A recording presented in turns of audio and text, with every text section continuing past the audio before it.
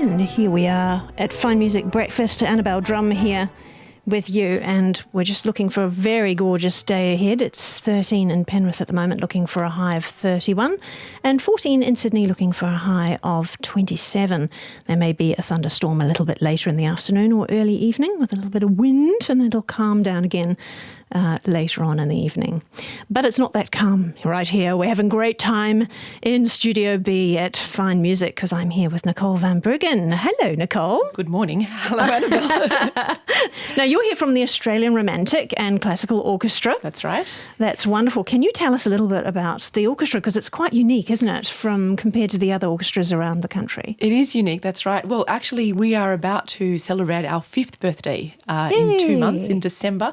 It was December 2013 that Richard Gill and Rachel Beasley and myself founded the orchestra in Sydney at Sydney Grammar School. Our launch concert was. And the purpose of the orchestra was to create an ensemble of historically informed specialists, so people who have studied and understand the performance style of previous eras, and focusing on the 18th and the 19th century, which was something that hasn't been happening in Australia yet. It's quite prevalent in Europe and in the States. We've had the Brandenburg Orchestra, obviously, in Australia for more than 25 years now, who primarily focus on Baroque repertoire, which is earlier. That's earlier. That's yes. right, and they do go into the classical period and things, but there was a gap. There was a gap, and we thought, great, we'll fill that gap with something fantastic. So we founded the orchestra in 2013, and we've been going great guns really since then. It's been a fabulous. I can't actually fathom what's happened to us in 5 years in such a short time. It's really caught on. It has, and we've really enjoyed putting it together and being able to bring so many amazing musicians together for all of our concerts. It's really a thrill. And when you say historically informed, tell us a bit more about how that's different from just regular. Mm-hmm. Yeah. Well, there's sort of two elements involved to it. The first one is that we perform on what's called period or historical instruments. So the violin players use gut strings and the cellos play without a spike, and the woodwind and the brass perform on either original or on replicas of instruments from the 18th and 19th century.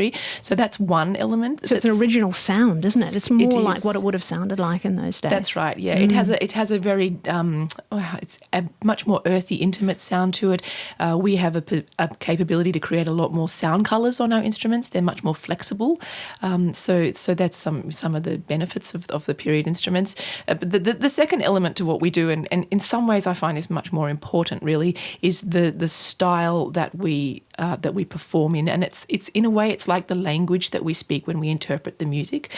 So there's a lot of information from the 18th century, from the 19th century, from treatises from composers and other musicologists who wrote books on how to play music, how to phrase, what does it mean when there's a dot on the note, when do we, how do we shape a crescendo, how do we shape a slur, even how do we shape a note or a bar. And all that information is really different to what we're taught today on a modern instrument in a modern conservatorium setting. So we've really I personally have spent 25 years studying that language of music. And all around the world as well. Yes, that's right. Poland and Canada and France and all sorts of places. Been all over the place, yes. I lived for 17 years in Holland. Yeah. That's where I went to study historical performance originally.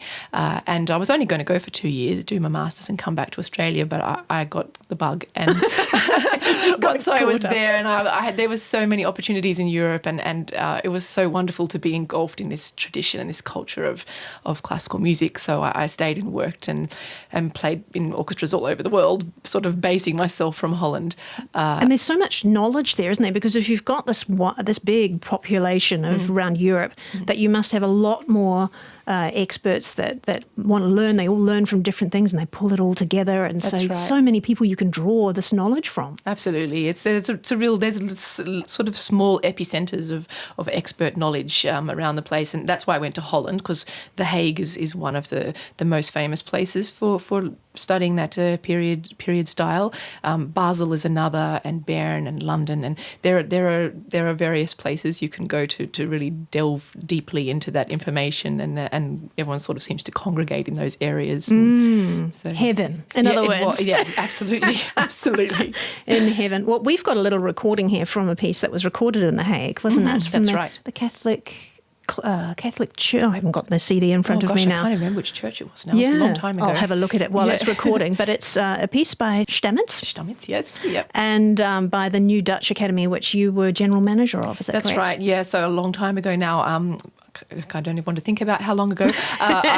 When you were 12? Oh, it must have been, yes. That's it. I co-founded and I was the general manager of the New Dutch Academy in Holland, which is where I actually sort of learned how to start an orchestra and get things going. And it was a fabulous experience at the time. And so they recorded this piece, Stamets, and my colleague Rachel Beasley, who I now run the Australian Romantic and Classical Orchestra with, she was involved in that orchestra as well. We actually met in Holland and studied together. We didn't... Two Aussies in Holland. Yeah, she's from Melbourne and I'm from Sydney, and we never had crossed paths in Australia, but we arrived in Holland at the same time to do the same specialisation, and we sort of met on day one and went, oh, hello, you from Australia? G'day. That's right, exactly.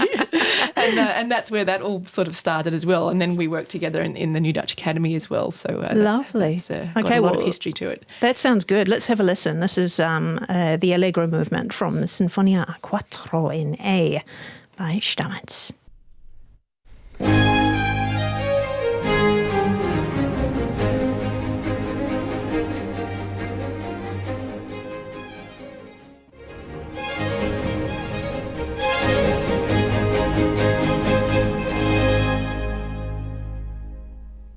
Beautiful piece there. The Allegro movement from Sinfonia a Quattro in A by Johann Stamets and performed by the New Dutch Academy, which Nicole van Bruggen, who is with me right now, was general manager of at the time. That's right. Do you remember that? You said you remember that recording? I remember that recording very fondly, yes. A beautiful church, the old Catholic church in The Hague. And I was there and I'm listening in with my headphones on in the recording. There were no clarinets. I'm a clarinet player. Yep.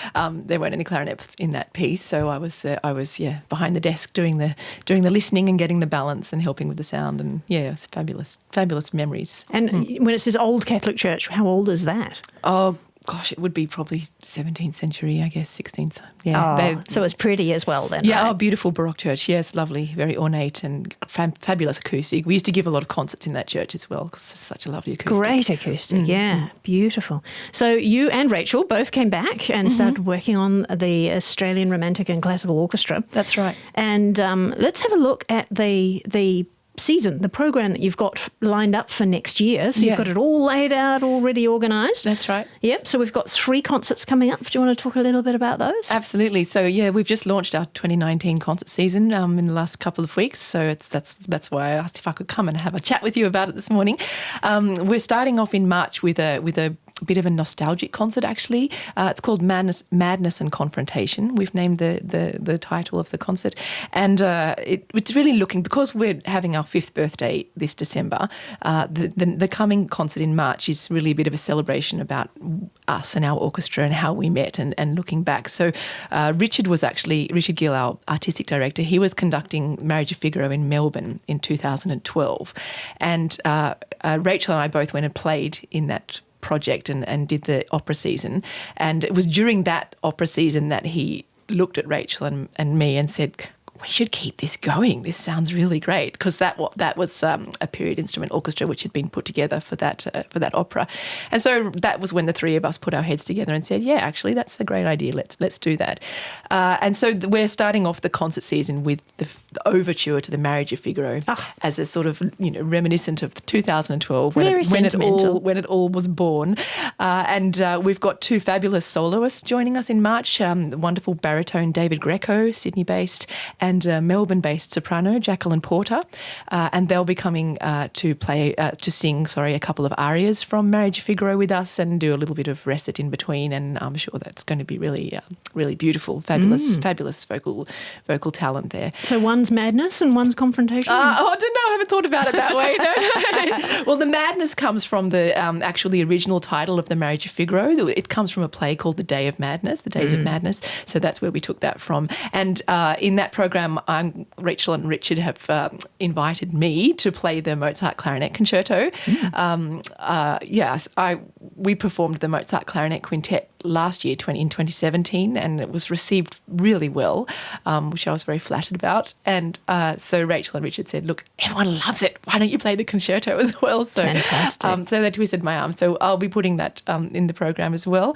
And we've got 2 more concerts as well after that? Right. Oh, sorry. Yes. So the reason for the word confrontation was because of the Beethoven 5, which is coming into that program as well. So yes, it's always been very confronting, that opening theme. Oh, so yes. that was where the idea came from, that program title. Yes, we've got 2 more in May. Next year we'll be performing a program called Mannheim Rocket, and that's linked from that piece of music that you just played for us, the Stamitz Sinfonia. Mannheim was the place where the classical symphony as we know it was born, and there was a musical element called the Mannheim Rocket, which was that area of music was famous for, and Mozart loved the Mannheim Rocket. He used it in a lot of his music and his symphonies. So that program will combine some unknown Mannheim composers, Stamitz and Richter, with Mozart 40, which everyone knows and love. And Mozart 40 has the Mannheim Rocket element as part of the symphony. So that's... Now, how do people get to find out about the Mannheim Rocket and all these interesting little details about these programs? Well, the easiest way is to go onto our website, so arco.org.au, and there's information about all the programs and the soloists and the dates, and you can find everything there. So that's I'd say the easiest place. Lovely. And how does it connect in with the Voyages as well, Voyage of Musical Discovery? Because they happen at the same time, don't they? Right. Around the same time as the concert. That's right. So we run another series called the Voyage of Musical Discovery in tandem with the concert season. And we originally, the idea for the Voyage was for secondary school students and to do an educational project around what we're doing in the main concert season, but it turns out, just because of the magic of Richard Gill and how he creates these series and these concepts, that really the general public has been coming to the Voyage and loving it equally as much as the secondary school students. So it's a way of delving a little bit more deeply into the music that we perform in the main concert season. It's a series where we have time to pull the music apart a little bit and talk about what is the composer doing, why did he do that, how did he do it, and also what do we do with that as performers? How do we take that information from the composer and how does that work? And in that series, we invite a guest ensemble each time to join us. So ARCO is the Australian Romantic and Classical Orchestra is in the first half of the concert, and the second half of the concert is a guest ensemble looking at contemporary music, particularly focusing on Australian contemporary music. So next year we have Katie Noonan joining us in March to play some of her own songs from her Elixir album. In May we have Jane Rutter, the fabulous Jane Rutter, also Sydney lady, joining us with her Third World Culture. It's a world music ensemble, and they're going to be playing Australian music and Chinese music. So really interesting. I've heard it as well. Wonderful album. Yeah, I've had a listen. And in August we've invited the idea of North, another amazing favourite of ours as well. Another favourite, that's right. Yeah. So it's really exciting to collaborate with these ensembles who are especially playing new music, because it's something that I don't do, because I really have spent so many years specialising in 18th and 19th century performance. But I'm really fascinated by what's going on now as well in the Australian music world. So it's a great way to be able to combine those two things. Yeah, and I think the information is so rich as well, because people don't get round to looking it up on the internet to find out about all these things, or quickly try and look through a program before the concert starts and the lights are about to go down. You've got 5 minutes to read the whole program. Yeah. So to get all this wonderful information about the romantic and the classical music, and then the contemporary music as well, is just it's unique, and no wonder it's caught on with the public. That's right. Not just the secondary students. And it's fascinating for people to see what the sort of the connection is between that music. I mean, sometimes you hear the new contemporary music, you think, what's that got to do with what they were doing? That's right. But there's so many commonalities. It's a path. The concept of composing itself has not really changed. So music can sound extremely different, but there's still the way we listen to music and the way we enjoy it, and what composers have done with that information is really intrinsically the same. Really. Yes. Yeah, so no wonder that group is the series for that is Voyage of Musical Discovery, and the main concert series as well Starts off with Madness and Confrontation. We won't forget that one now. That's It's got Beethoven's Fifth in the middle of it. And the Marriage of Figaro. So we've got 2 series that have just been launched. They're ready to go. And there's a discount as well to order if you buy the whole thing. That's right. So I've created a few various subscription packages and ideas of ways people can combine the concerts. So you can subscribe to just the concert season, the 3 main concerts. You can subscribe to just the Voyage if you just want to just learn about the music.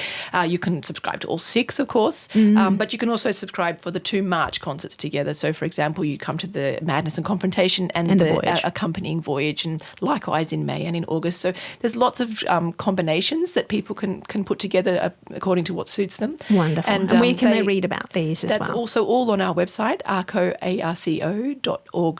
And if when you buy a subscription, of course, there's always a discount involved in the subscription packages, and it's great for us to have commitment from people in advance, because we know it's we're new and we don't have structural government funding. So when people can help us by saying, yes, I'm coming and I know I'm buying a ticket, that really helps us a lot as a small arts organisation. Yeah, and they get to choose their best seats then. Oh, of course. And if they get in now, there's still few available. So yeah, that's good. No, that's a good idea. So if you want to, just go along and have a look at the website.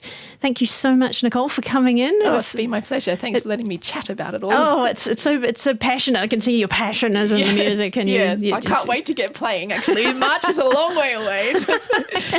You have to find something else to do until March. Plenty to do. Very good, very good. Thank you again for coming in. Thanks for having me, Annabelle.